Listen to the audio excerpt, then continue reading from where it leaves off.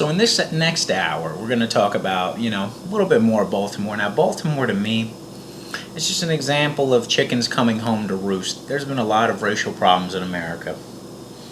And they've said in particular, Baltimore had a riot in 1969, a racial riot. There's been racial tension there many, many years. I was genuinely surprised it didn't turn into a Rodney King-style riot based on what happened. Because in the Rodney King riot, Rodney was beaten by the police found not guilty. In this riot, the gentleman was killed by the police. That's a completely different environment. I thought there was going to be looting, real looting, and like billions of dollars in damage. Not really. It was a minor riot. As riots go, I was kind of shocked. But racism in America is going to persist. A lot of people say, well, since we have a black president, racism kind of went away. No. But, when it comes to the president, to me, other than the fact that he has a black father, he doesn't seem any different than the last 3 presidents. Mind you, that's my opinion. And I've lived through a few now, being, of a certain age. So, hopefully Baltimore can go back to healing and get back to our lives, because yes, it was important. I hope the men that hurt this man see the full arm of justice. They lose their jobs, they do jail time. I hope that really happens, because like I said, letting somebody die in your custody, that's a no-no in law enforcement. I don't care what color they are. Now, half of them are white, half of them are black. I don't really think it's a racial issue when half the people are white and half the people are black that are responsible for it. But, we'll make a racial issue out of anything. So, moving on. Our next story, Fidel Castro's bodyguard of many years, who spent some time in a Cuban jail, is now in America. And he wrote a tell-all book about his former boss, El Jefe, Fidel Castro. Now, in his book, Juan Sanchez, the former bodyguard of Castro, saying that El Jefe, Castro is just a drug dealer and a trafficker. He's not really anything else in that. He's not really a politician. He's obviously not a nice guy.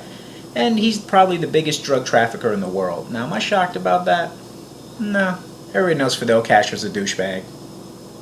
In this book, Juan Sanchez pretty much says that during his time, he was forced to attend several executions of people. And Castro pretty much, would go into people's trials and just make judgment calls on the snap, and whatever the El Jefe said went, and innocent, guilty. If he said you were guilty, you're guilty. So I'm glad Juan Sanchez wrote the book. I'd like to sit down and read it. I'm very interested in what Castro's bodyguard of 30 years has to say about El Jefe now and Raul and the future of Cuba.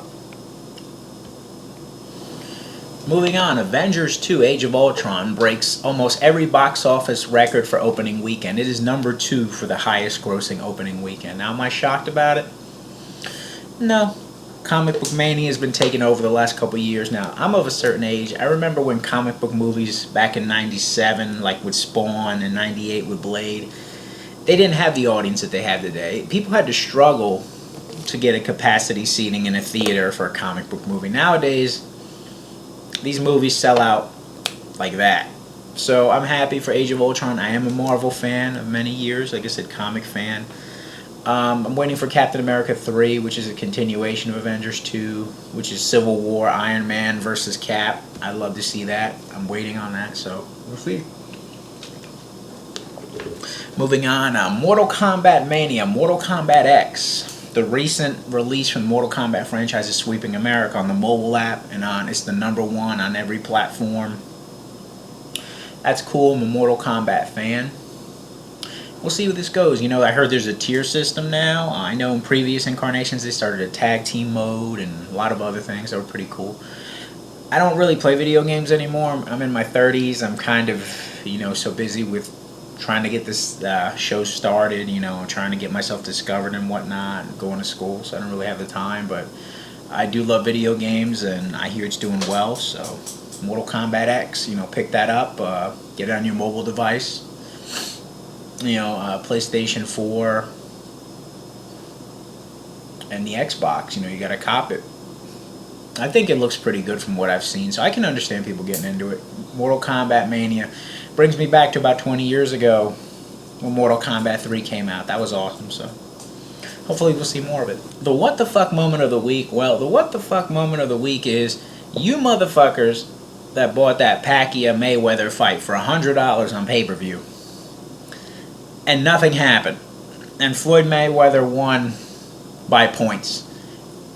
That's the what the fuck moment of the week. The pay-per-view company reports, and Comcast, various other media companies have reported that the pay-per-view buy rates are probably some of the highest of all time, and that due to the popularity, the cable providers couldn't handle the bandwidth that it required to show it to all the United States. So some of you might have got it on tape delay and not realize that. So the what the fuck moment of the week, you motherfuckers that spent $99.99 on Pacquiao Mayweather and actually believe that this was going to be a brawl.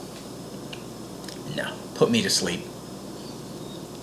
And that was the what the fuck moment of the week. I'm your boy, JC from Jersey. Have a good